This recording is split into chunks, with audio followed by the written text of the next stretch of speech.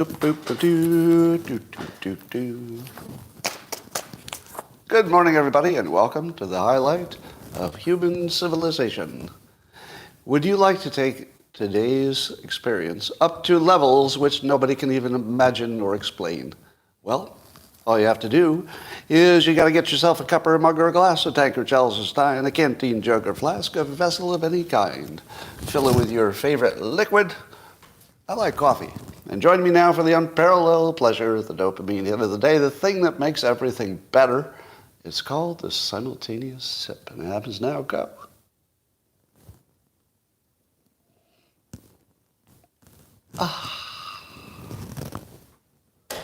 There is so much news today. There's barely enough time for me to solve all the world's biggest problems. But I'm going to take a swing at a few of them, okay? But first, an announcement. If you are used to listening to me on Spotify, the recorded version doesn't run live there, but Spotify has demonetized me. Now, they say it has nothing to do with me, but rather there's some system delay or something. However, if it doesn't remonetize, whether it's personal or a system issue, I will be taking it off of Spotify, obviously. So if it disappears on Spotify, you should look for it on YouTube and Rumble. It'll be recorded on Rumble, so it hits Rumble about the same time it hits Spotify. So we'll see what happens there. Supposedly, they simply haven't rolled out the what they call the ambassador ads, the thing you read that gets you monetized. So we'll see if that's really a system problem or not. How would you like me to solve two of the biggest problems in the world and maybe in your personal life? Say yes. Oh, okay. Since you're begging me, I will tell you. Problem number one, the war in Ukraine is going to cause probably a global wheat shortage. Would you all agree that seems likely, no matter what happens there? It's the big wheat breadbasket of the world. So if I could solve that problem, that would be a good win, wouldn't it?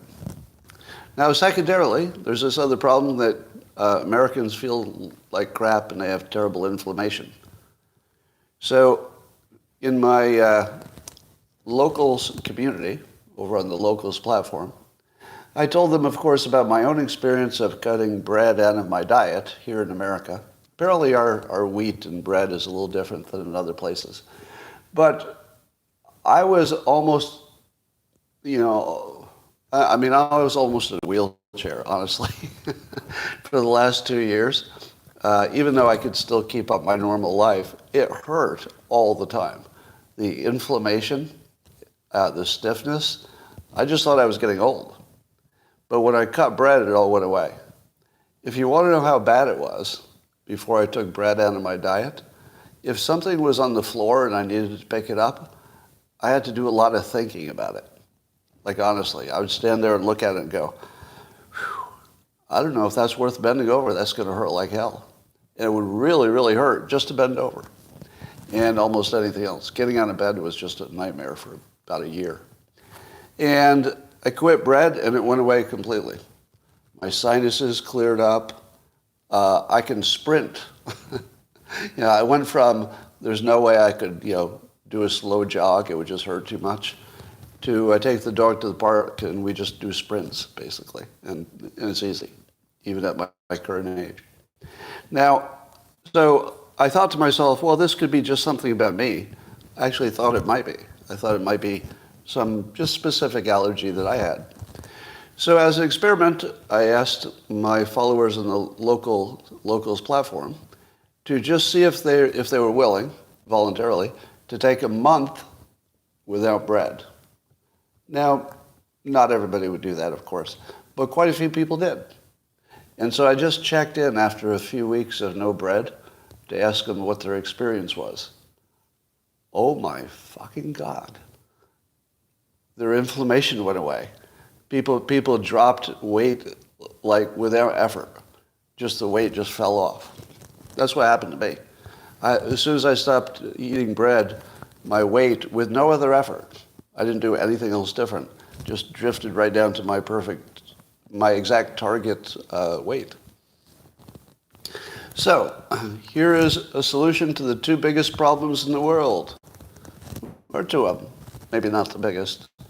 But if you have inflammation problems, or weight problems, or even some, let's say, digestive problems, I would suggest the following. Just as a personal experiment, try taking a month off of bread. Now that includes, pastries and any, pastas. It would include pasta, I would say. So just stay away from anything with wheat. See what happens for a month. I'm not your doctor. Can we be clear about that? I'm not your doctor, and I'm not making a scientifically backed claim. What I am is somebody who always recommends that you're experimenting with your own situation. So if you're not continuously experimenting with putting things in and out of your diet, you should. It's a really, really good system. I've been doing it for most of my adult life. I test. Can I find something that's healthy but also, costs the right amount and, and it's good to eat? So never stop doing that. If it turns out that you don't need wheat products, well then there'll be a lot more wheat for people in other countries who maybe are not getting the stuff that's got additives in it. So it doesn't seem to be dangerous in other places. It seems to be an American phenomenon. Anyway, but a more important story is that a Kansas city manager, he got suspended, probably get fired, because staffers were sent an email showing him masturbating on a couch. Now, apparently he didn't send it around, but somebody must have seen it online and wanted to out him as a person who masturbates on a couch. Now, I read that story and I feel like the real victim is the couch. Nobody talks about the couch, but nobody's really going to want to sit on that couch ever again. And we don't really think about the feelings of the couch. We don't know if he was a couchosexual. We don't know if, when they say he was, quote, masturbating on a couch, was he sitting on a couch while masturbating, or was he, masturbating on the couch? So that would suggest that the couch was his, sort of the source of his arousal.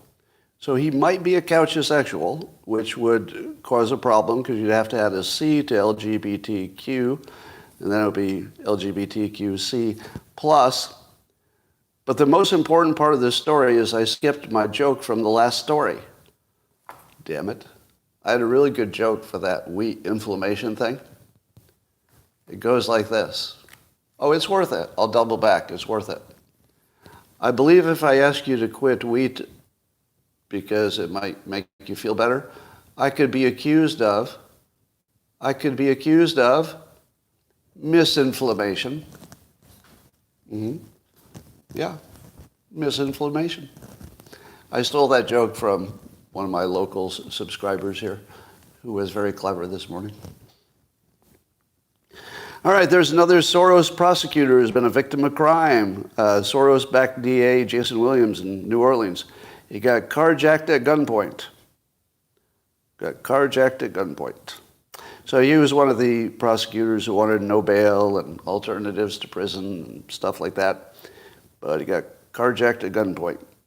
And he says, looking down the barrel of the gun, the hole in that barrel looks bigger when you're looking down it. Now, I have looked down the barrel of a few guns. I've had guns pointed at my head.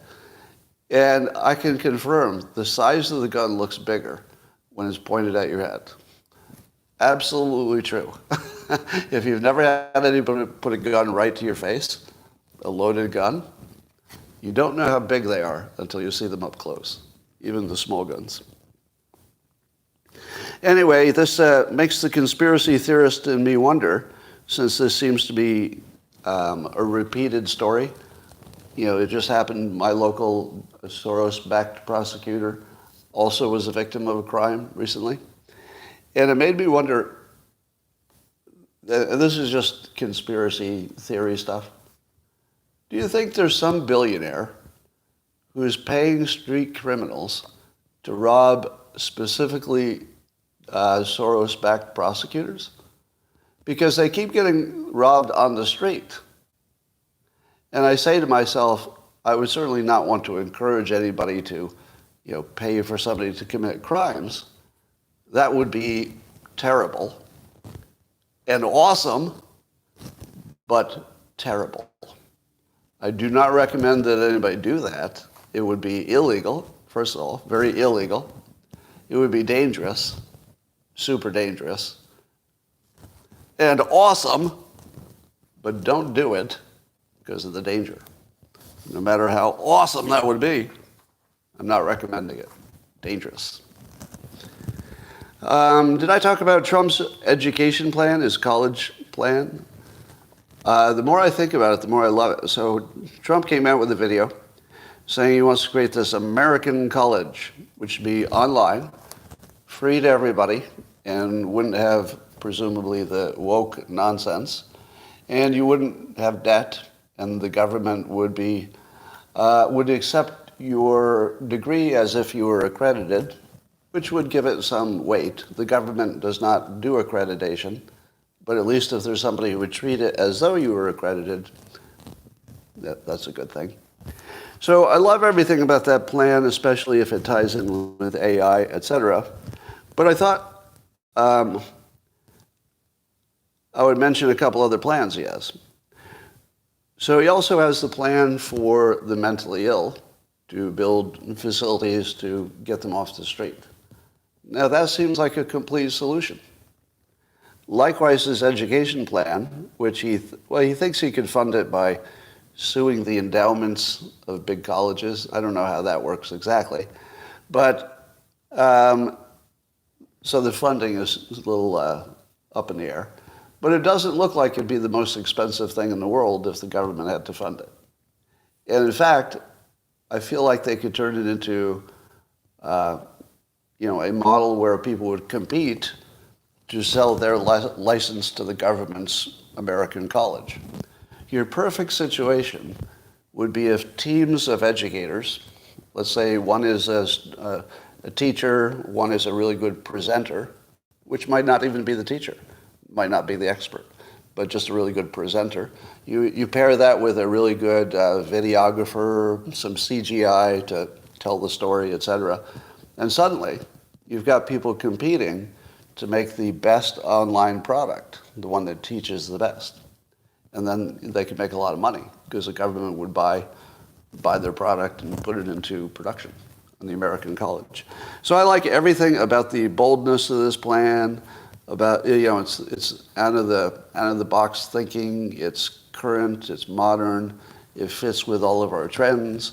It's just basically perfect, right? The funding could be worked out, but otherwise it's perfect. So that's one perfect plan that Trump has.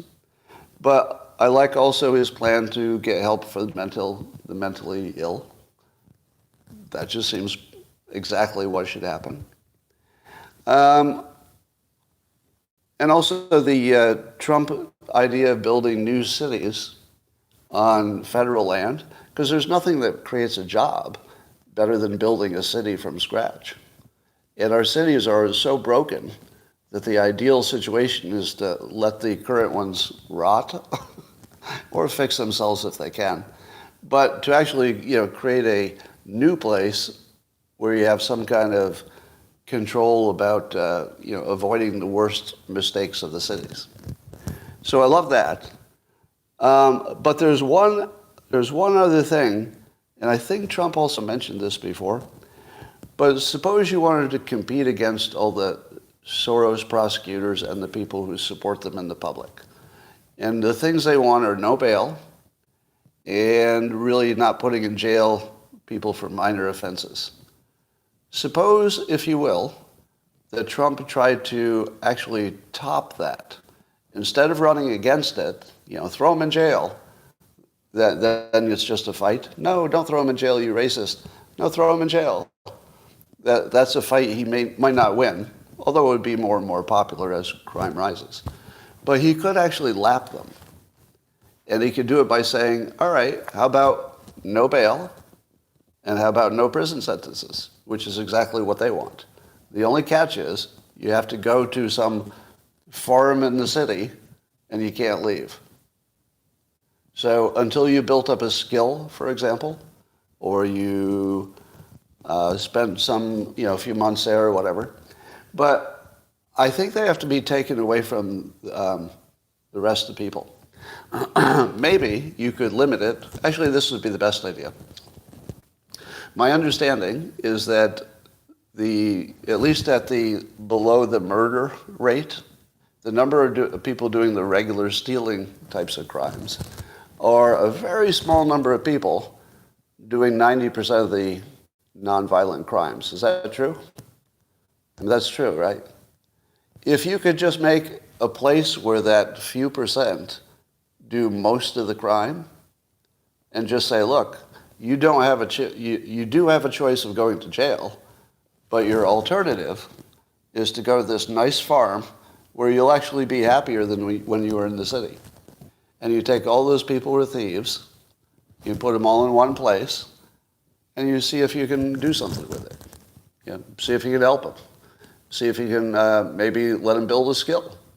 You could easily imagine that given that farming is a skill, that the people who are on the farm might be bored, and you say, look, you can just sit in your room all day if you want, or you can work. If you work, we'll teach you a skill, and you can at least work on a farm somewhere. So there might be a whole bunch of creative ways that Trump could come up with a plan that's actually more humane than what the Soros prosecutors are offering, and also doesn't have the repeated crime on the innocent over and over again. So I'm just generally loving the boldness and the smartness of Trump's big ideas. They're very bold, and they're very futuristic. I mean, he's talking flying cars and AI education, right? Yeah, he's basically looking like a young man running for office. He's actually pulling off young man rhetoric while being, an elder statesman, so to speak. That's pretty good. Yeah, in my opinion, he's absolutely crushing it right now, and I think that has to be noted. Now, we'll talk about the his legal stuff later. So it looks like the Democrats are already talking among themselves, it's reported, that they might have to take a compromise on the current immigration asylum laws as the trade-off for getting perhaps the Israel funding through Congress. So it looks like that might be part of a deal. You pull back on the immigration asylum, and maybe you get the funding for Israel. Now, what was the old way they used to do that?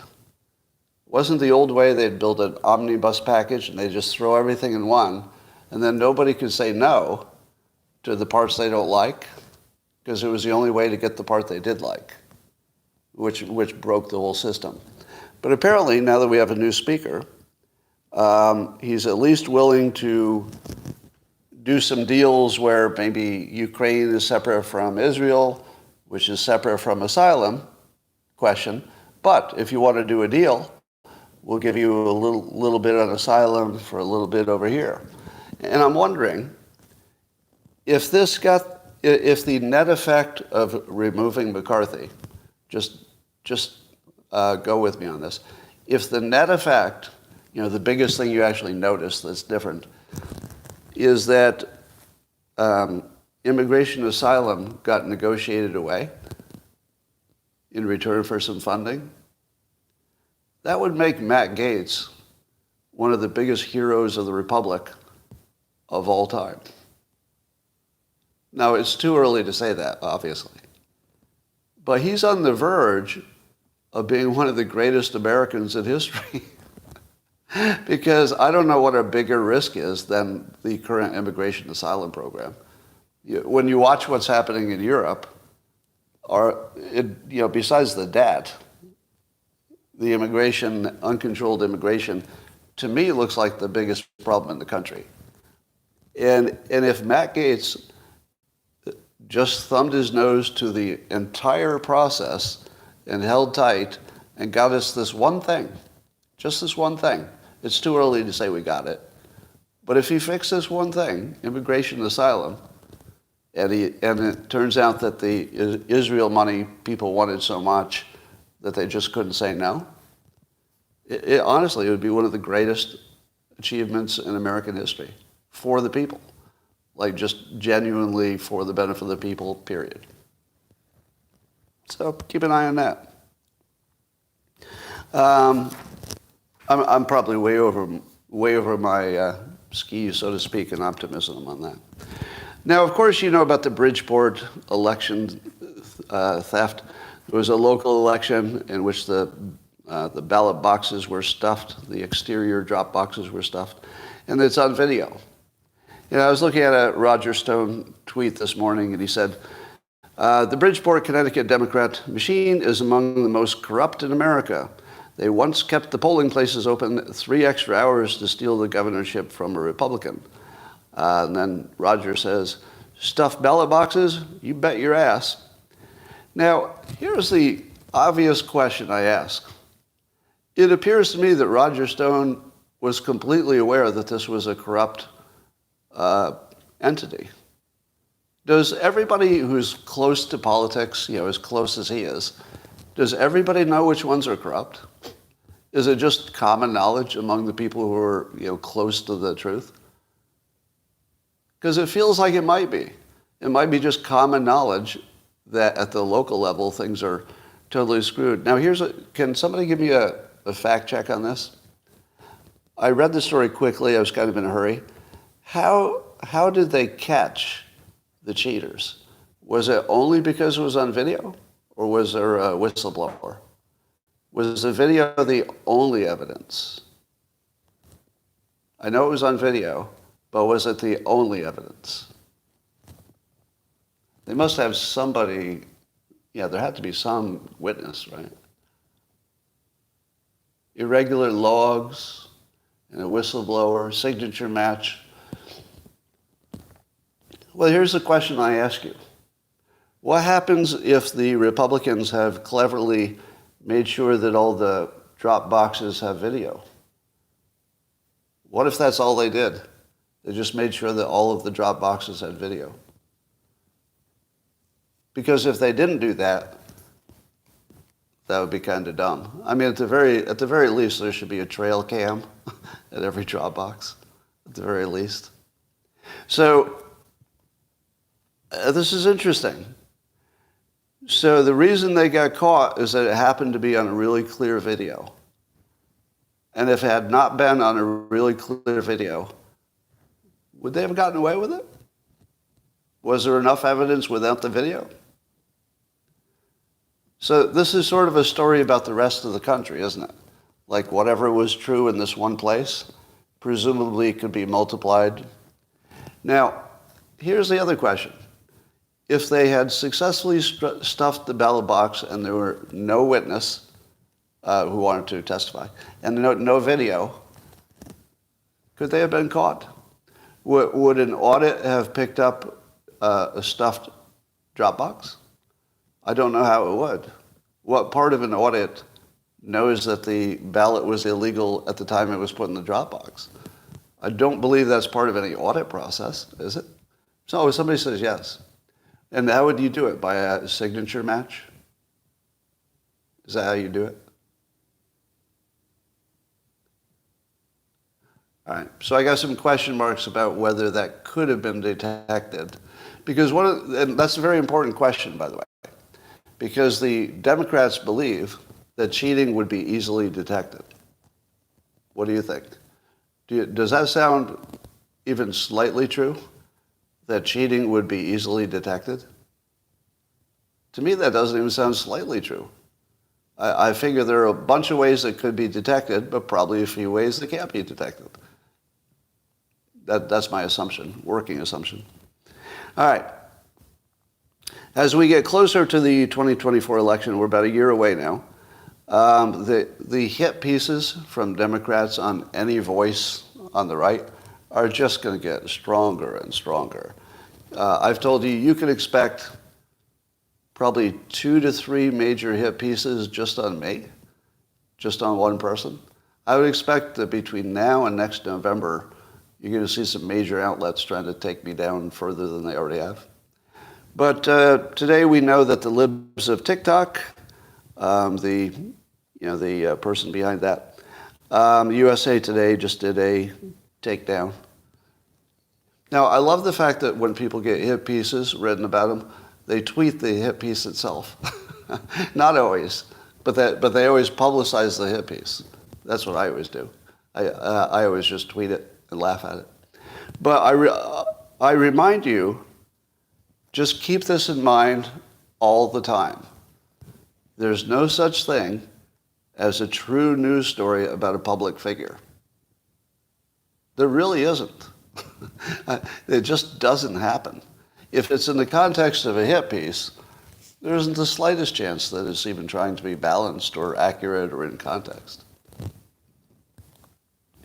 All right, Christopher Rufo, you know him, fighting wokeness, and especially in the schools and in our education system. And the New Republic wrote a hit piece on him.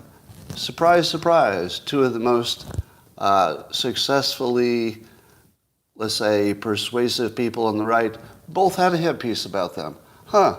Big coincidence. So yes, the New Republic said that Christopher Rufo is, quote, prepared to take his dangerous ideas to the next level. Which of course he is, because it's only dangerous to idiots. It's not dangerous to America, it's dangerous to idiots. Because I think we can say that fairly clearly, or people with mental problems. I mean, a lot of what passes as Democrat is just mental problems. And I'm pretty sure Democrats know it. Would you agree? Don't you think that the middle-of-the-road Democrats are completely aware that the people left of them are largely dealing with just mental illness that they think is politics? All right. Sam Bankman-Fried, who had been, was either number 1 or number 2 donor to Democrats the last few years. Well, he was found guilty of basically everything. Guilty of everything. I guess they ran the table on him. Prosecutors did. And I guess he'll be sentenced in March. Do you think he'll get jail time? Because, in the context of Democrats wanting, murderers to barely get any jail time, and they want, no bail and all that, given that his crime was nonviolent and he's a first-time offender, do you think that's going to get negotiated down to 15 months in a minimum security prison with a bunch of maybe wearing a ankle brace for a few years or something, an ankle monitor? I've got a feeling that the sentence is going to look so light to some of you that it's going to be appalling. But we'll find out. So we'll see. I could be wrong. It could actually be a really big sentence, but we'll see. So here's one of the scariest, most appalling things. Speaking of the Trump trial, it's the New York State trial about the alleged inflation of the value of the Trump assets. And I guess Don Jr. and Eric both testified. And the Attorney General, Letitia James, she puts out a video in which she is essentially attacking the people who testified in the trial, saying that they were liars. Who does that? That's wrong on a level that is almost unfathomable. Keep in mind that various judges have a gag order on Trump himself, but the prosecutor can do a video while the trial is going on telling the public that the witnesses lied. Now, I'm not saying they lied, that's what she's saying. How is that even fucking legal? The case should be thrown out.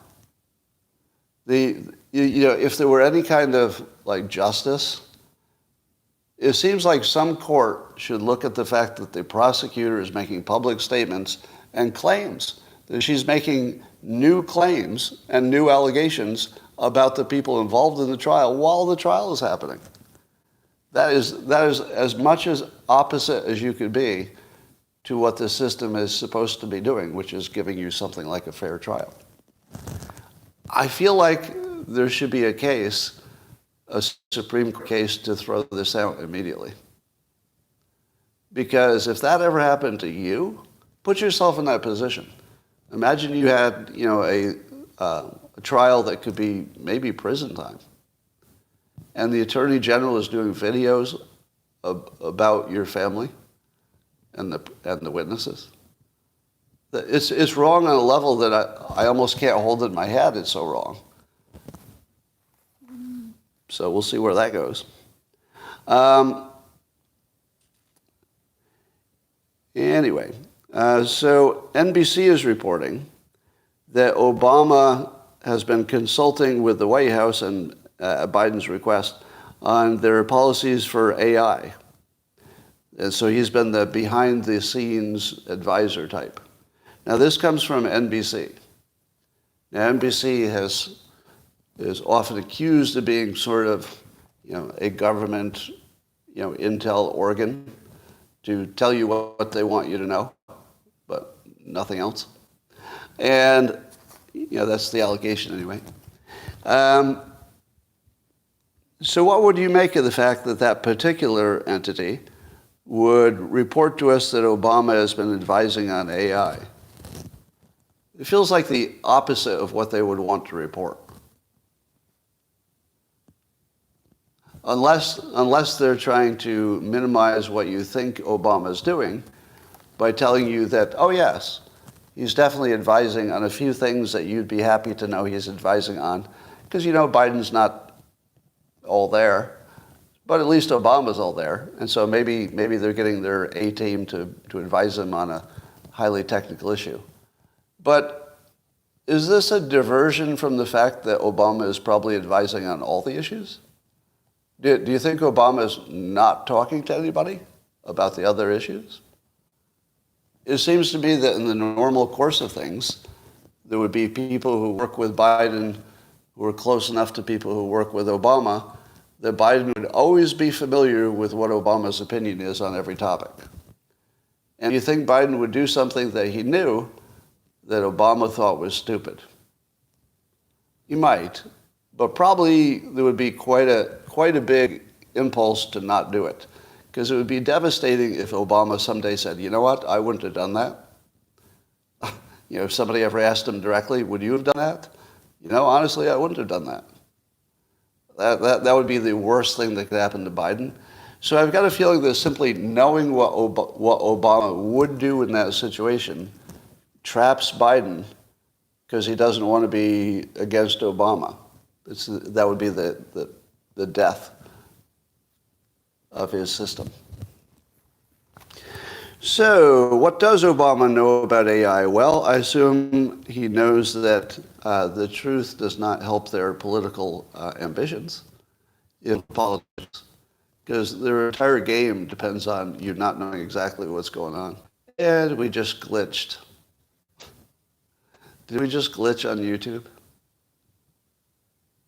How much of that did you miss? Have you noticed there's just certain topics that seem to make YouTube glitch? So I'm demonetized on Spotify, and my YouTube just has a lot of glitches. Probably a coincidence. It probably has nothing to do with the fact that we're 1 year from an election and shutting me the fuck up would be the best thing they could do. That's probably a coincidence. Might be a coincidence. Anyway, the leader of Hezbollah is going to give a speech today in Lebanon, and I think it happens in about an hour or so. I think in an hour and a half. And I guess he's going to say whether Hezbollah will join the fight against Israel. Do you want to make any predictions? Do you think Hezbollah is going to say, you know, people, upon further consideration, I think we'll sit this one out? Do you expect that? If he's going to have a big announcement, it's not going to be to tell his people to sit it out. You don't really have a big announcement for that, do you? I don't think so. I think the only reason you have a big announcement is you're going to announce war. Am I wrong? Am I wrong that you would only do it if you're going to go hard? It's already happening? Oh, is it happening right now? And he didn't? Oh, it's over. I guess I had the time wrong. Can you give me an idea, what, in one sentence, what's the bottom line? Did he say, we'll go hard without details? He said we won. Oh, so he's just favoring the attack.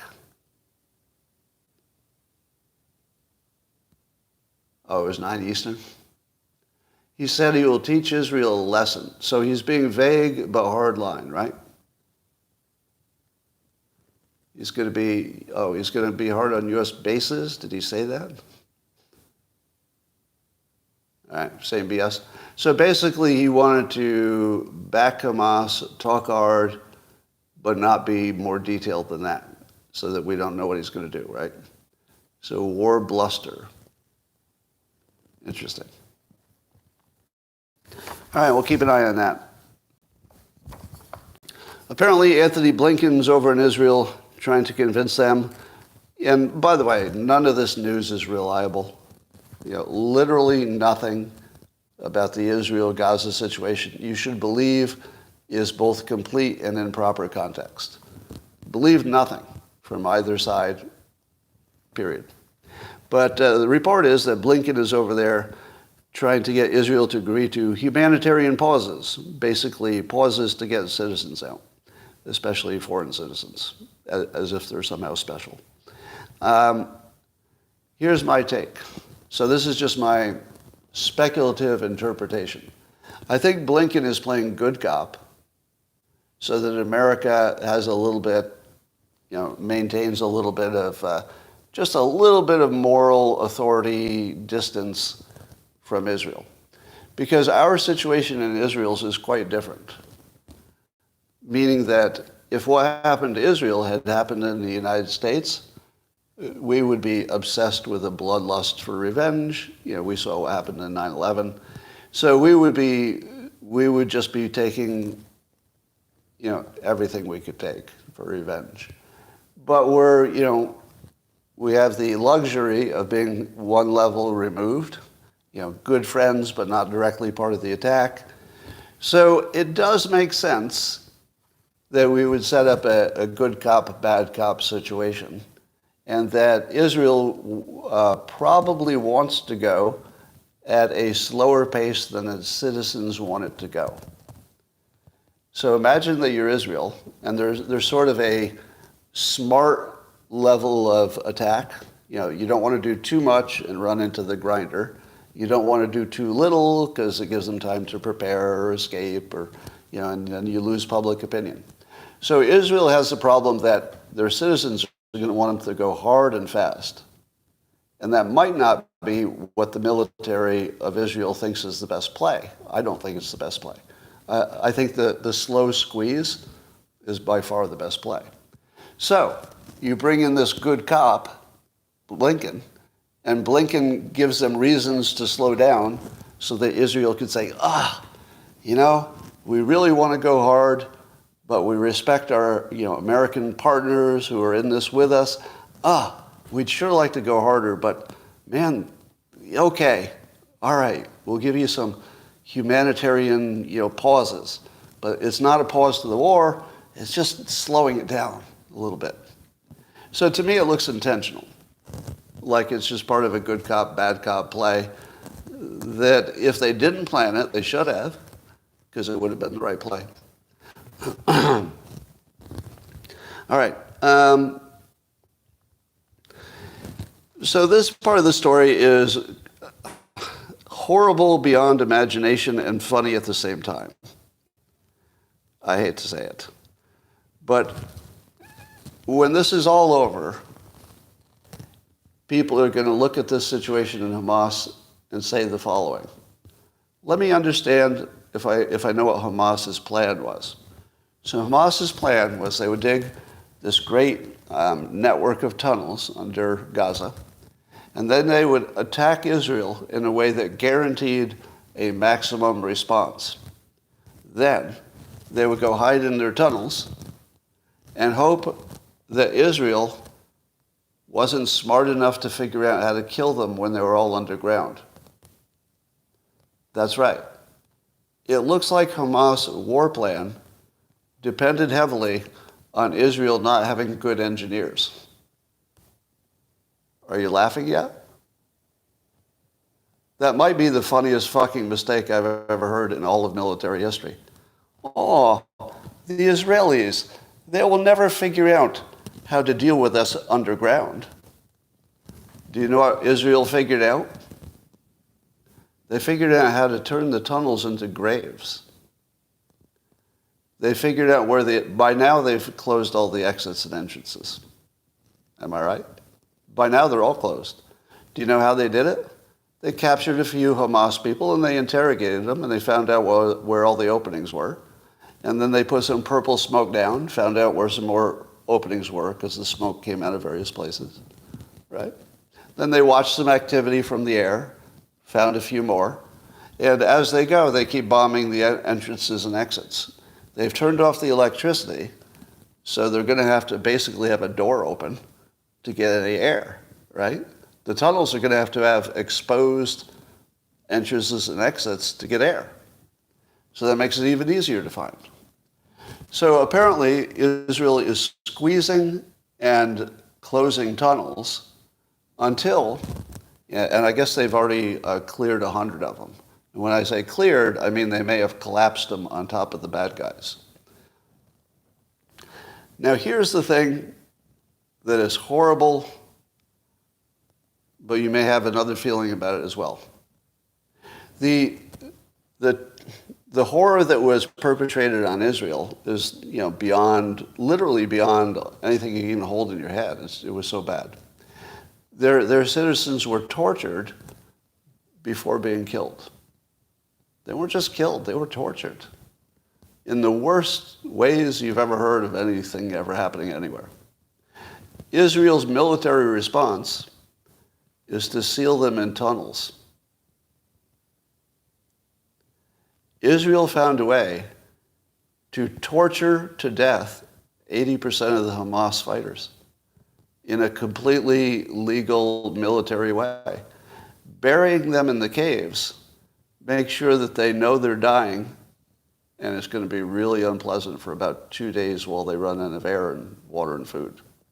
They actually found a way to torture to death the other side, completely legally, completely transparently, and to tell you that they're doing it while they do it. Here's what I imagine is happening. If you were in the military, in the beginning it's all kinds of rage and things, and then there's the fighting itself in the beginning, which is terrifying, and you're taking wounded, and it's just all bad.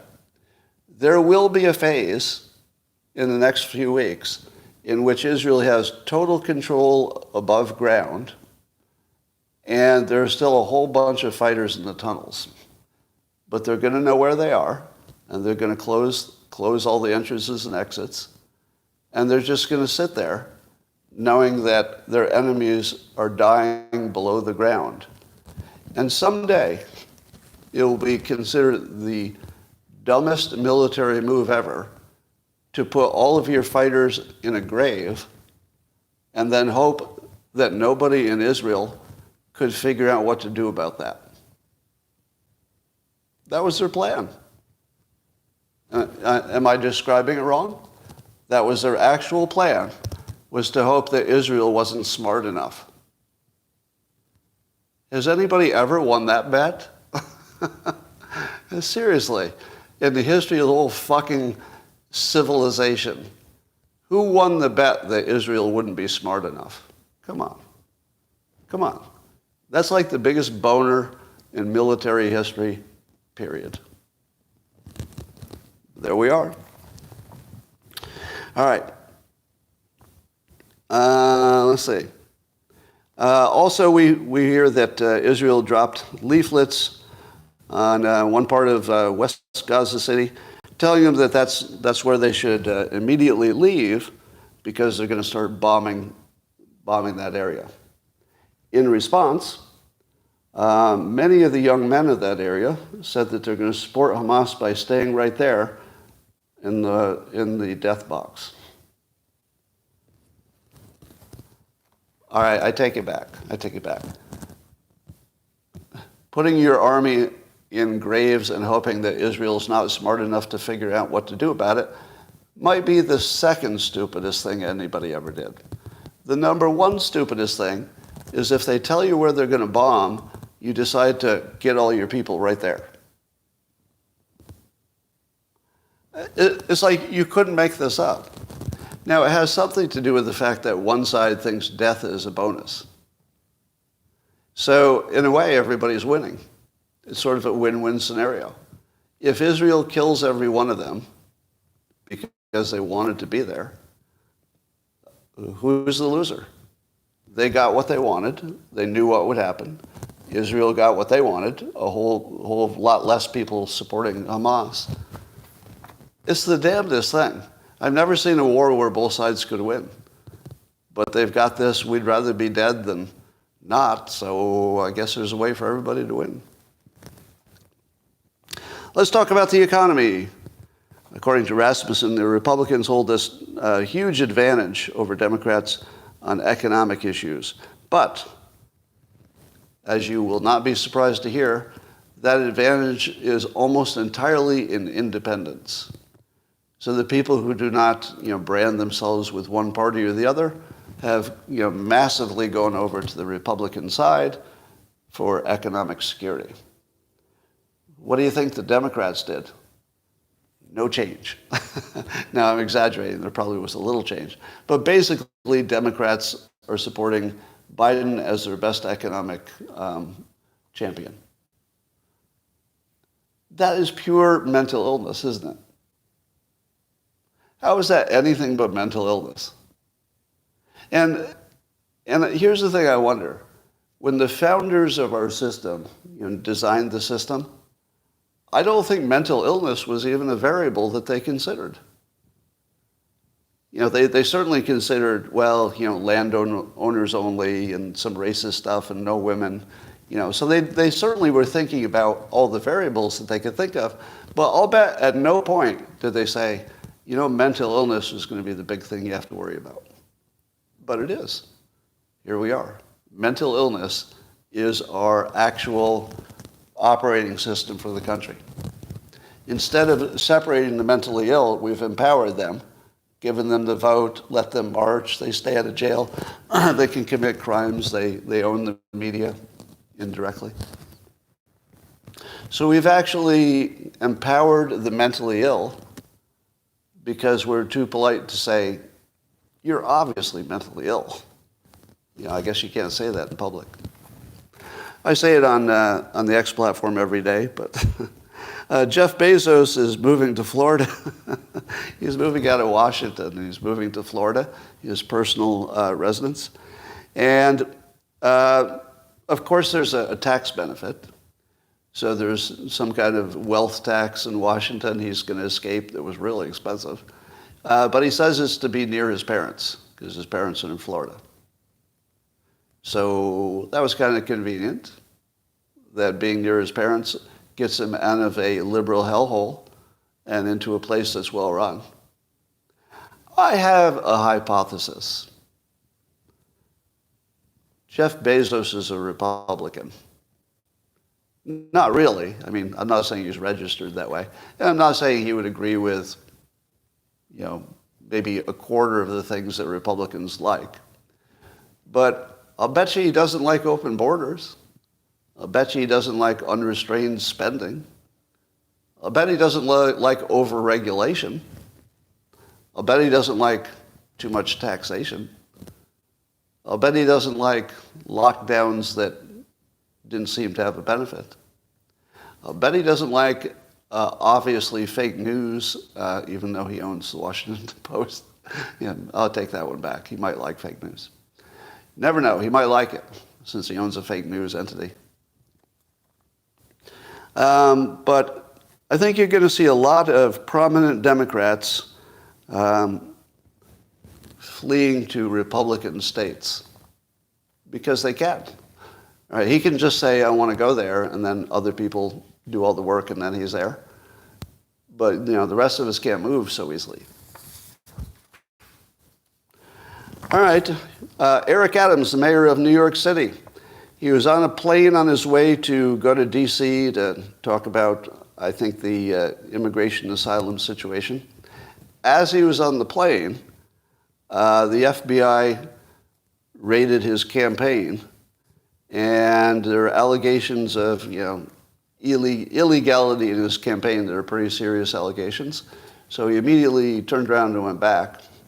Now, why do you think it is that a prominent Democrat would be under serious legal jeopardy at this time? Some say it's kind of a big coincidence that he's opposing the asylum concept of his own party. And so as soon as he goes hard against his own party, he gets investigated for a crime. You think that's an accident? Or is that just a weird coincidence of timing?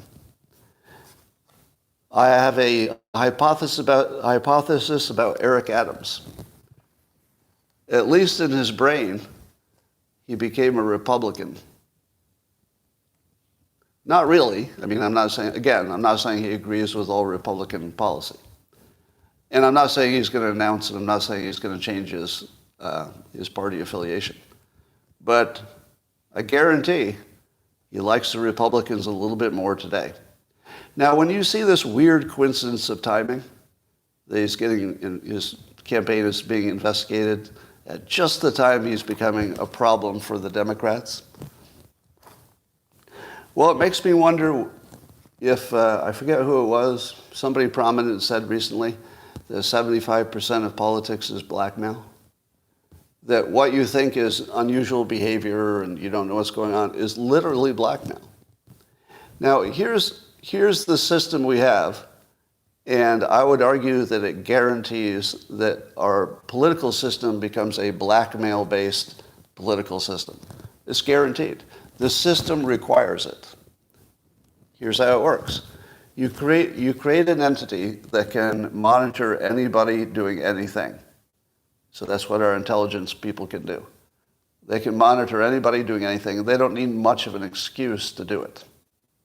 Now, once you can monitor everybody and everything, you also know all the crimes and bad behavior and sexual, stuff about everybody. You don't think the government knows Eric Adams' browser history? Sure they do, if they want to. Yeah, all they'd have to do is want to, and they could.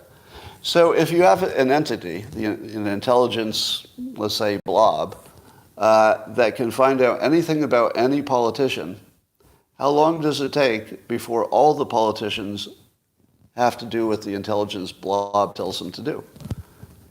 It's guaranteed.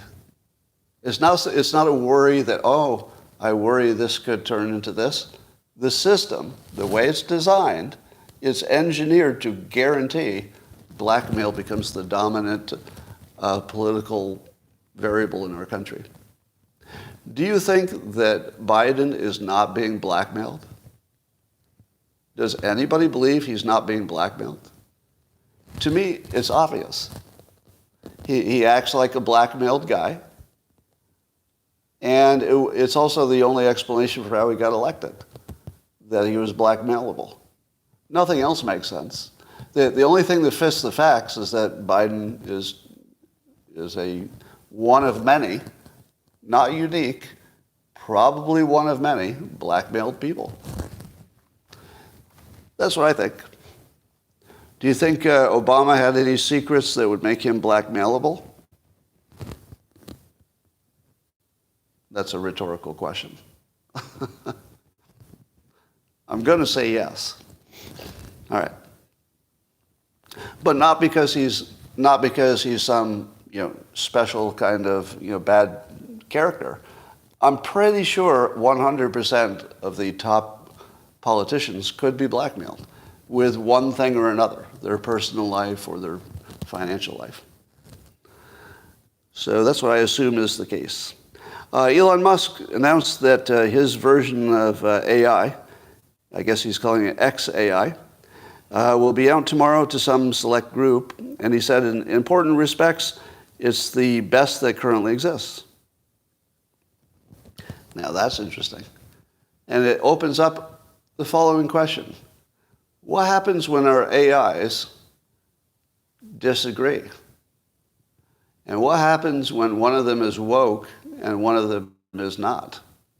Because you know that they're going to be forced, right? Let me just say this is obvious.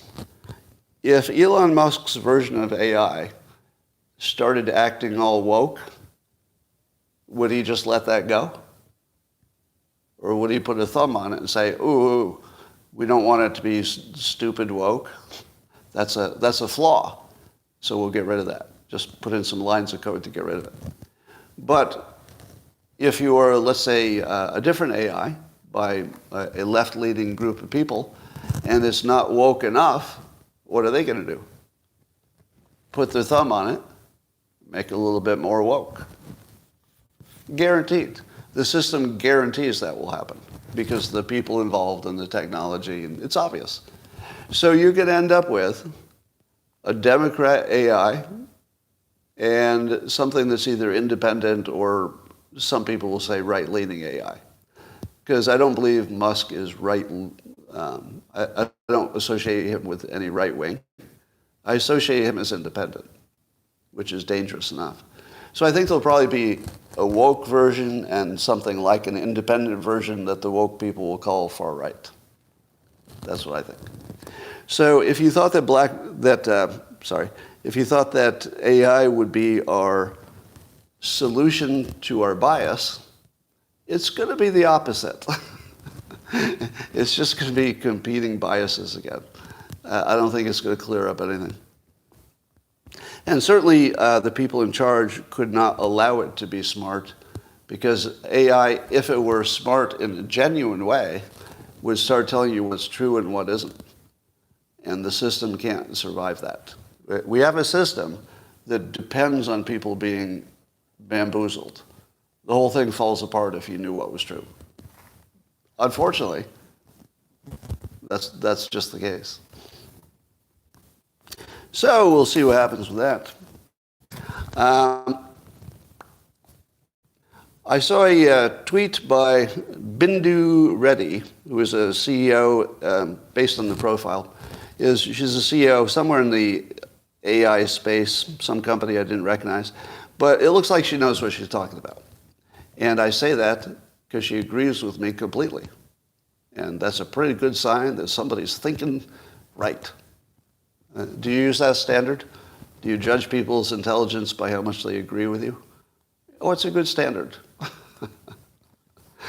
We don't have any choice. It's the only way we can do it. Like what's the other way you can do it? There isn't really. All right, so here's what Bindu Ready says, and just based on this opinion alone, you should keep an eye on Bindu. Bindu knows some stuff. All right, so I'm just going to read Bindu's post. Prediction. We are soon going to prove that LLMs, that's the large language models that drive the AI today, will reach a ceiling when they match human-level intelligence and search engine-level retrieval. There will be nowhere else to go after that. That's it. That's all AI can ever be capable of, in bold. It's all it can ever be capable of. And there is no chance of AI becoming a, quote, super intelligent or whatever other doomsday scenario some folks are imagining. No chance it will destroy humanity. Bindu goes on, AI is going to do the heavy lifting for us, and we humans will supervise. This is the most logical conclusion, given our understanding of LLMs. The burden of proof should be on the AI doomers. There is no proof that some, quote, superintelligence exists or can exist in the new known universe. Or can exist. That is absolutely accurate as of our current understanding. Now, what it leaves out, and I also sometimes leave this out, so let me put it in. You never know what the future holds. You can't really predict the future. That's not quite a thing. So the part where I agree with Bindu 100% is that the current version of just looking at human intelligence in the form of language that's been spoken can never get you to something that's smarter than the thing you trained on. Not in any substantial way. But if somebody invents a whole new kind of thinking, then maybe. I wouldn't rule it out, but I see no path to it. But the fact that I don't see a path to it doesn't mean it can't happen. Scott, anonymous source Adams. Are you drunk already? You post like you're drunk. All right. So that's it. What Bindu is saying is exactly what I've been telling you. And have I ever mentioned that you could check with the experts, or you could just ask me, and I'll save you like a year. Now, can you confirm this is exactly what I've been saying, right? Would you confirm that for the other people? Yeah, okay, here's your confirmation. So it doesn't mean we're both right, but it does mean that somebody who knows a whole lot more than I do about AI is in agreement.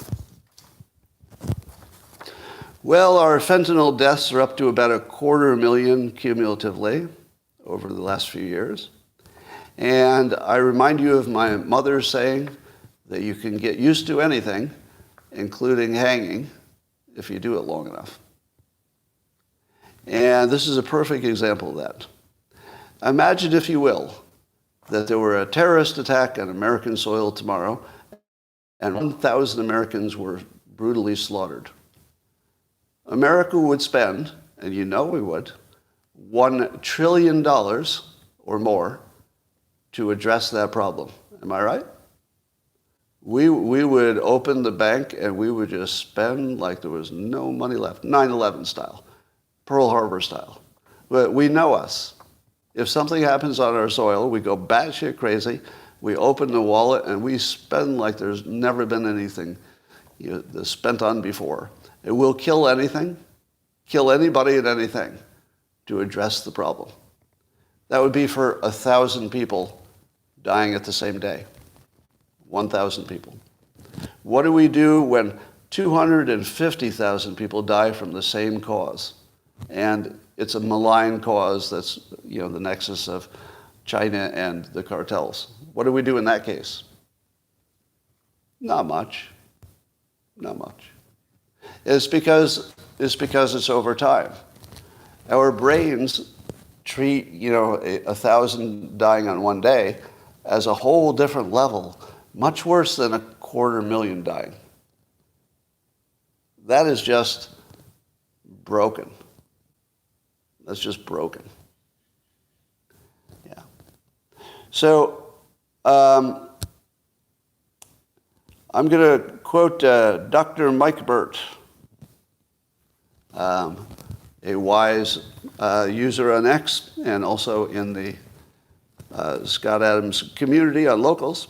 And Dr. Mike Burt says, follow the money. He's talking about the amount of fentanyl deaths that have been unaddressed. He goes, follow the money. Taking out the financial nexus of the nation is a problem. But taking out those who are a net financial drain isn't a problem. Wow. That's the whole story. That is the whole story. We need Mexico for trade. We need China for trade, at least for now. But we don't need the human beings who are dying from fentanyl nearly as much, because I hate to say it, but they do represent a class of people, not everyone, but they are a class of people who do not add as much as they subtract from the system. If those 250,000 people were all millionaire donors to the Democratic Party, I'm pretty sure we wouldn't be talking about this. This problem would have been solved somehow. Somehow it would have been solved. But they're absolutely, the people who are addicted are almost certainly not earning as much money and paying their way as any other group of people randomly chosen. I hate how accurate this interpretation is. That is probably just money, and the people dying are not net adders of money to the United States. And that's why we let them go. So keep that in mind. Thomas Massie is in a little fight with AIPAC. That would be the Israel backing super PAC, I guess. Would that be a good description? It's a PAC in America that promotes Israel stuff. All right. So AIPAC is called Thomas Massie, Representative Massie, anti-Semitic because he opposed the funding bill for Israel, for the current situation.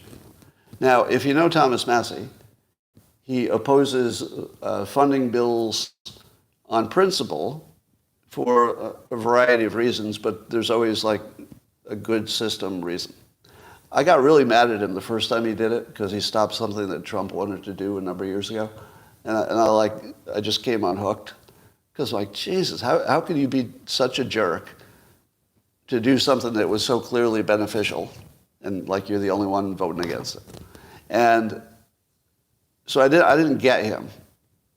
But now I notice that he's very consistent and he votes against spending our money in other countries unless you've got a really, really good reason, like it benefits America, for example. So he was one of the votes against it, and AIPAC called him anti-Semitic. Here's what I think. I think AIPAC needs to watch their persuasion game because this is BLM-level persuasion, and that's not a compliment. This is bullying persuasion, and you're doing it right in front of us. You're bullying American politicians to do what Israel wants, which in many cases, is very compatible with what America wants. But he's standing on principle. You better deal with his principle, fuckers. You better deal with him on the level that he's talking, the principle. You better argue that. Because if you're just going to try to smear him and take him out because he doesn't agree with your fucking opinion, not good. So now you're in my eyes, AIPAC and BLM are now just the same fucking people. They're people just bullying because they can. They're using their power because they can. And I think we should call them out on that. Now, at the same time, I'm 100% pro-Israel in terms of their right of defense, etc. So I'm not disagreeing with AIPAC. I'm actually on the same side as AIPAC. But you don't get to do this in our country. It's not cool. And if you do, I guess it's legal, but if you do, don't try to keep your moral authority. Your moral authority is fucking gone if you go after an American for trying to protect America.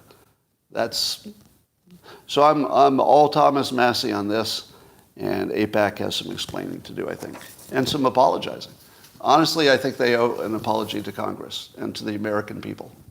I believe AIPAC owes us a fucking apology for this. Right? Now, again, I'm still in favor of Israel doing what it needs to do. But don't make an enemy out of your friends by pushing too hard. Big mistake. All right. Do you think that I'll get taken out?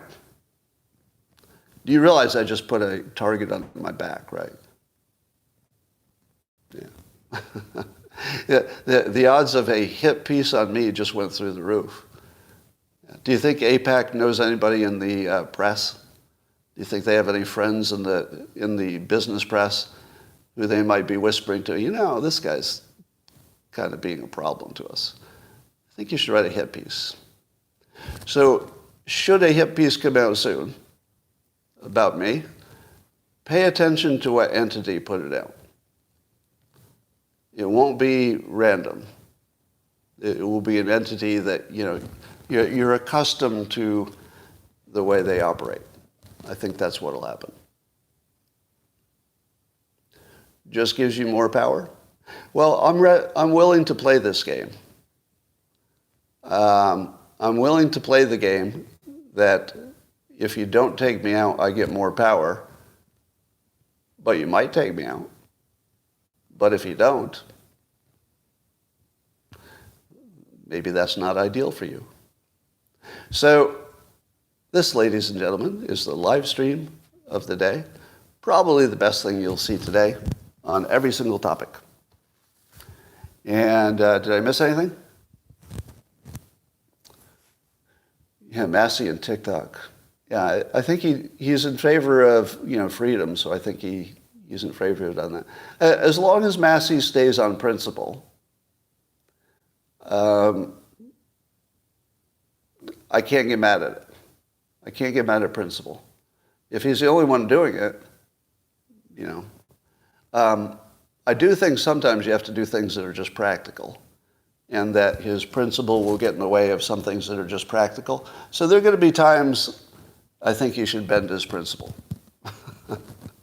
Because that's the real world. In the real world, everybody has to bend their principles a little bit. But I don't hate that there's one person who keeps telling you what the principle is, right? Just a reminder. All right, maybe I'm not going to vote for you, but I just want to remind you what the principle is. I do like that. That's good stuff. All right. Yes, I'm seeing a question that I've wondered myself. Why do we give money to Israel? Does Israel not have borrowing power? And why are we not talking about that? Is Israel at its level of beyond its debt level? Because we are. The United States is already probably beyond its repayment ability.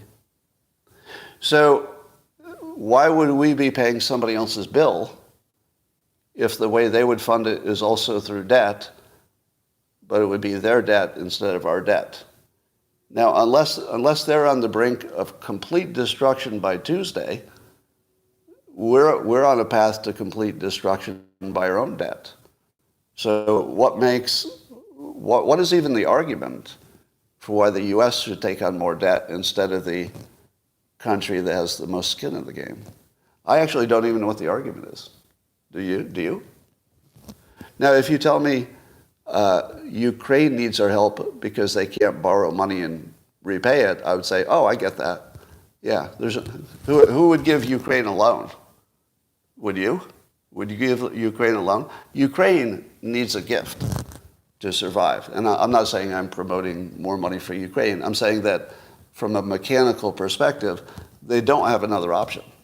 Either people are going to give them money or they will have no money. But is that the case with Israel? If we didn't give them money, they could not borrow money sufficient to get them through this phase? It might be true. I'm just asking for a fact. And ask yourself this. Which part of the news asked the question that was just asked here? Which news program asked the question, why can't Israel borrow the money itself? Have you seen that? Haven't seen it on the left, haven't seen it on the right. Do you want to guess why nobody's going to say that? Take a guess. AIPAC.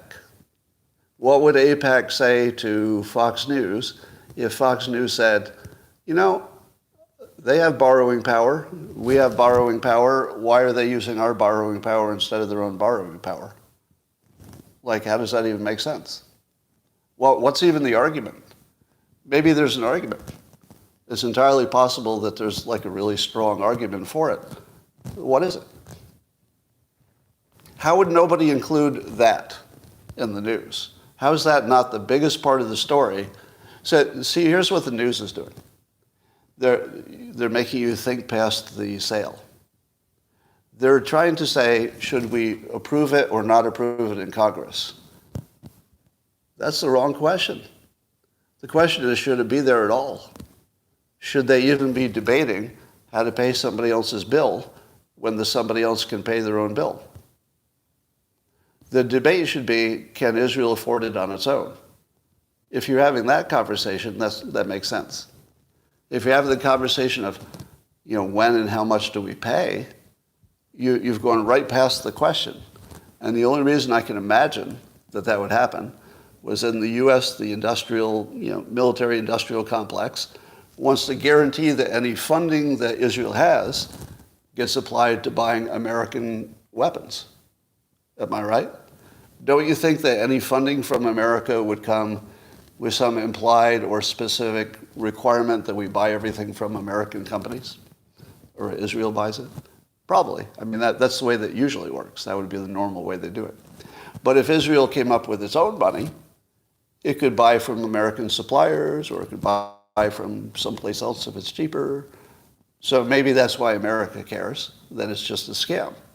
Remember, I told you that probably American politicians are all blackmailed.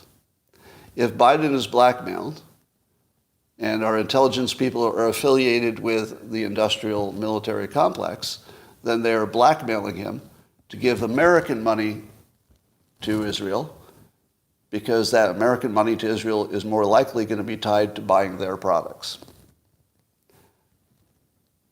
Can you give me another, even speculate, can you give me another hypothesis of why we'd be paying their bill? I can't think of one.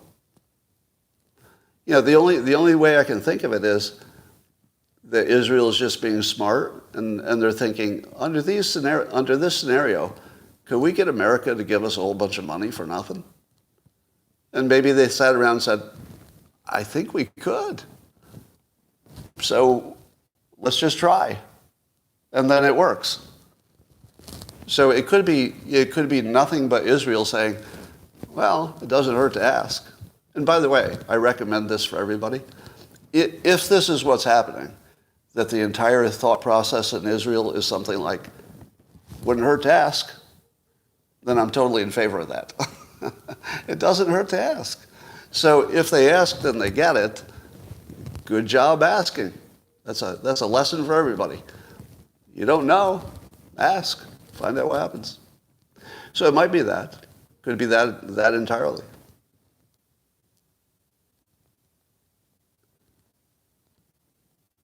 All right. The money isn't real? Yeah. And now that we know that TikTok is completely on the side of, the Palestinians, but some will say Hamas, and not in favor of Israel, how long is TikTok going to last? Now that Israel definitely wants it dead, I think they do. Wouldn't Israel want TikTok to die? Because it's so anti-Israel from their perspective that I don't know how they can keep it alive. So imagine, if you will, that the Israeli lobby starts lobbying the U.S. Congress to dump TikTok. They should. The wisest strategic thing that Israel could do would be to lobby the U.S. to ban TikTok. That would be the smartest thing. By the way, is it banned in Israel? TikTok's legal in Israel, right? Probably, because it's a free country. All right. That's all I got for you today, YouTube. Best show you've ever seen. And I will talk to you tomorrow.